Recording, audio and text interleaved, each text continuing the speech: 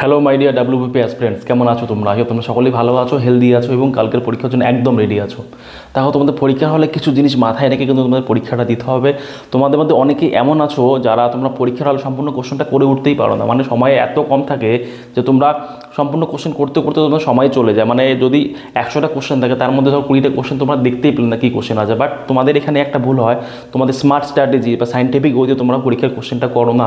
আজকে আমি তোমাদের বলবো তোমরা কী করে সম্পূর্ণ কোশ্চেনটা কমপ্লিট করবে, সাইন্টিফিক ওয়ে কি, তোমরা কীভাবে কোশ্চেনটাকে হ্যান্ডেল করবে। দেখো, এটাও একটা মোস্ট ইম্পর্টেন্ট জায়গা, কিন্তু তোমরা কী করে কোশ্চেনটাকে হ্যান্ডেল করবে, কী করে তোমরা কোশ্চেনটাকে সম্পূর্ণ কোশ্চেনটা করবে এবং কয়েকটা রাউন্ডে তোমরা কোশ্চেনটা করবে, এটা ইম্পর্টেন্ট জায়গা কিন্তু। ঠিক আছে, এটা যদি ভালো করে না পারো ভাই, তোমরা কিন্তু প্রথমে কয়েকটা কঠিন কোশ্চেন দেখে ওখানে ভেসে বসে থাকবে, সম্পূর্ণ কোশ্চেন তোমরা দেখতেই পারবে না।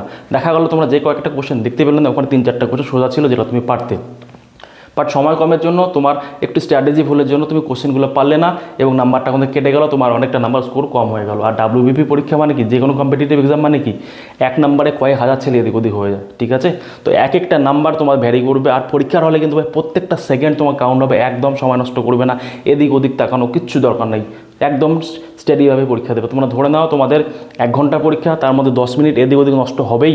কী কারণে? সিগনেচার করতে হবে, এটা করতে হবে, ওটা করতে হবে, গোল করতে হবে। তো এই করতে করতে তোমাদের 10 মিনিট এক্সট্রা নষ্ট হবে। তোমরা মোটামুটি 50 মিনিট সময় পাবে পরীক্ষার জন্য। এই 50টা মিনিট তোমাদের কিন্তু ফুললি ইউটিলাইজ করতে হবে এবং বোকার মতো পরীক্ষা দিলে হবে না, বোকার মতো ক্যালকুলেশন করলে হবে না, তোমাদের স্মার্ট ওয়েতে পরীক্ষা দিতে হবে, স্মার্টলি পরীক্ষা কোশ্চেনটা হ্যান্ডেল করতে হবে, সমস্ত কোশ্চেন অ্যাটেম্প করতে হবে। তো তোমাদের স্মার্ট অ্যাপ্রোচ কী থাকবে কোশ্চেনটা অ্যাটেম্প করা, তোমার কোশ্চেনটা কী করে তোমরা সম্পূর্ণ কোশ্চেনটা অ্যাটেম্প করবে এবং কয়টা রাউন্ডে অ্যাটেম্প করবে দেখে নাও। দেখো, সবার ফার্স্ট তোমরা অনেকেই এমন আছো যারা কোশ্চেন পেয়েই কী করবে, এক সিরিয়ালি কোশ্চেন করা শুরু করো, মানে 1 নাম্বার, 2 নাম্বার, 3 নাম্বার, 4 নাম্বার এবং আস্তে আস্তে করতে থাকো যতক্ষণ পর্যন্ত 1 ঘন্টা না হচ্ছে। এটা একদম রং অ্যাপ্রোচ।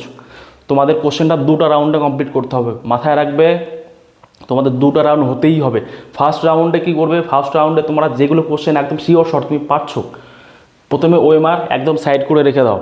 ঠিক আছে, মোটামুটি একটা টাইমের 30 মিনিট নিজের জন্য রাখো। 30 মিনিটের মধ্যে তুমি একটা রাউন্ড শেষ, 30 মিনিট বা 35 মিনিট, 40 মিনিটের মধ্যে একটা রাউন্ড তোমাকে শেষ করতেই হবে। ওএমআর শিট পাশে রেখে দাও, ওএমআর শিট ধরার দরকার নেই। ঠিক আছে, এবং তোমরা পুরো কোশ্চেনটা ধরো, জাস্ট যেটা কোশ্চেন পারবে টিকমার্ক করে বেরিয়ে যাও, টিকমার্ক করে বেরিয়ে যাও। তাও একটা কোশ্চেনে 15 সেকেন্ডের বেশি বা 20 সেকেন্ডের বেশি সময় দেবে না প্রথম রাউন্ডে। যেগুলো হচ্ছে টিকমার্ক করে বেরিয়ে যাও, একদম পুরো কোশ্চেনটা একবার দেখে নাও, যেন তোমরা যেগুলো কোশ্চেন পারো সবগুলো কোশ্চেন জন্য হয়ে যায়। আর সঙ্গে কী করবে, যেখানে যেগুলো কোশ্চেন তোমার মনে হচ্ছে তোমরা একটু ভাবলে এই কোশ্চেনটা পারবে, ওটাকে স্টার মার্ক দিয়ে বেরিয়ে যাও। ঠিক আছে, এমন করে অ্যাটলিস্ট পুরো কোশ্চেনটাকে একটা রাউন্ড শেষ করে দাও। শেষ করে যাওয়ার পরে ওএমআর শিট তুলো, ওএমআর শিট তুলে যেগুলো তুমি করেছো শিওর শর্ট, ওগুলো একদম গোল করে দাও। ঠিক আছে, একবার গোল হয়ে গেল। সেকেন্ড রাউন্ডে তুমি যেগুলি স্টার মার্ক করেছো সেই কোশ্চেনগুলোকে দেখো, দৌড়ে করো। আর একটা কথা ভাই, ক্যালকুলেশনে ফাঁসবে না। অনেকেই তোমরা এমন আছো যারা ম্যাথ ভালো করে পড়েছো বা রিজনিং ভালো করে পড়েছো, তোমাদের মনে হতেই পারে আচ্ছা এই রিজনিংটা এসছে, আচ্ছা এটা তুমি পারতাম, পারছি না কেন, ওটাতে নিয়েই পড়ে আছো, 1 মিনিট, 1.5 মিনিট, 2 মিনিট ধরে পড়ে আছো।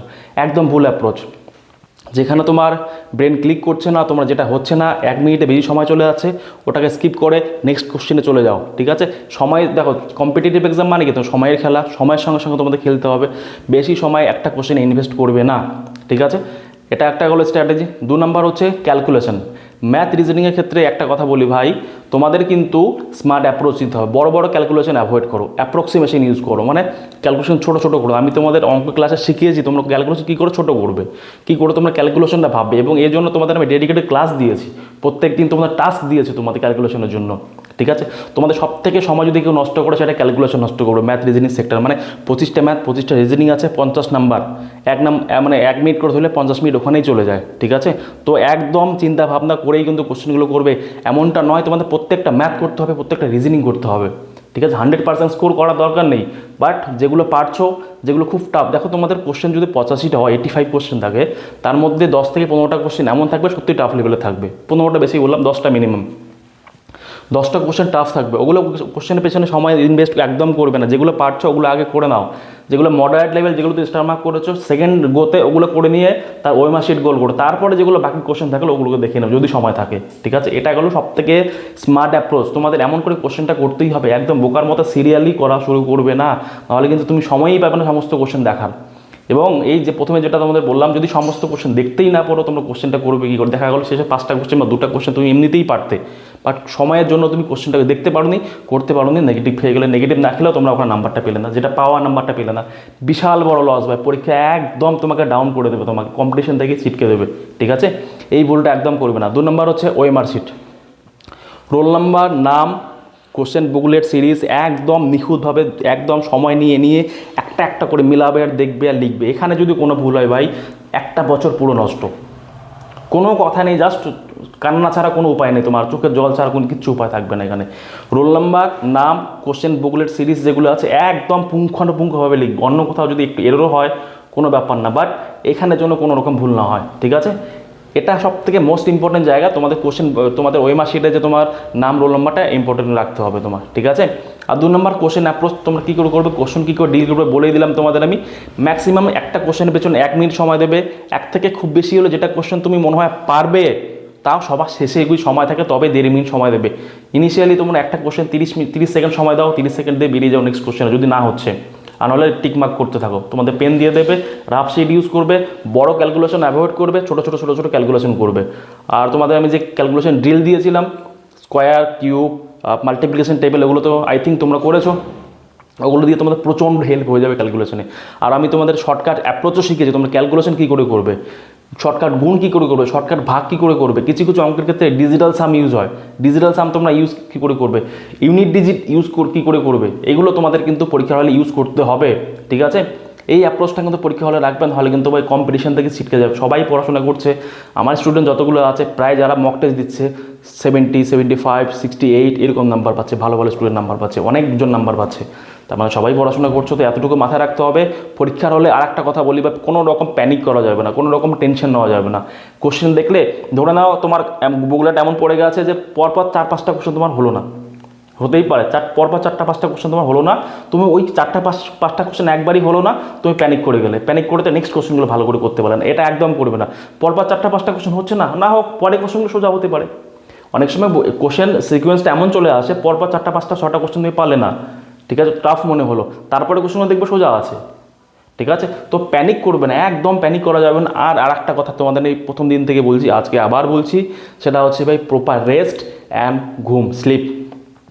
ঘুম যেন তোমাদের ভাই একদম পারফেক্ট, মিনিমাম 8 ঘন্টা ঘুমিয়ে যাবে, 8 ঘন্টা।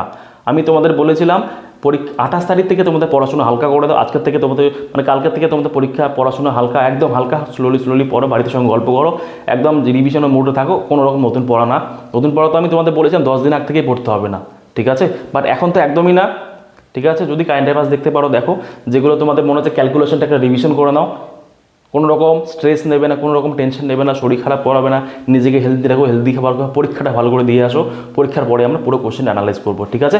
খুব ভালো করে পড়াশোনা করো এবং ভালো করে পরীক্ষা দাও। বেস্ট অফ লাক সবার জন্য আশীর্বাদ রইল। অবশ্যই বাবা মার আশীর্বাদ নিয়ে পরীক্ষা দিতে যাবে, বাবা মার আশীর্বাদ ছাড়া পরীক্ষা দিতে যাবে না ভাই। পরীক্ষা তোমাদের একটা কথা বলি, পরীক্ষা মানে কি 80% হার্ডওয়ার্ক, 20% লাক ফ্যাক্টরও থাকে। তো লাক ফ্যাক্টরটা তখনই কাজ করো যখন তুমি হার্ডওয়ার্ক করবে এবং বাবা মার আশীর্বাদ তোমার সঙ্গে থাকবে। বাবা মার আশীর্বাদ ভাই তোমার জীবনে অনেক কিছু চেঞ্জ করে দিতে পারে। তো বাবা মাকে কখনোই ইগনোর করবে না, ঠিক আছে? তোমাদের লাক ফ্যাক্টর এখানেই কাজ করো, তোমাদের হার্ডওয়ার্ক তো থাকতেই হবে, সঙ্গে তোমাদের লাক ফ্যাক্টরটাও থাকে, ঠিক আছে? থ্যাংক ইউ সো মাচ সম্পূর্ণ ভিডিও দেখার জন্য। আর বেস্ট অফ লাক সবাইকে, তোমাদের জন্য অনেক অনেক অনেক তোমাদের জন্য ভালোবাসা রইল আমার তরফ থেকে। আশা করছি তোমরা সকলে সফল হবে। বাই।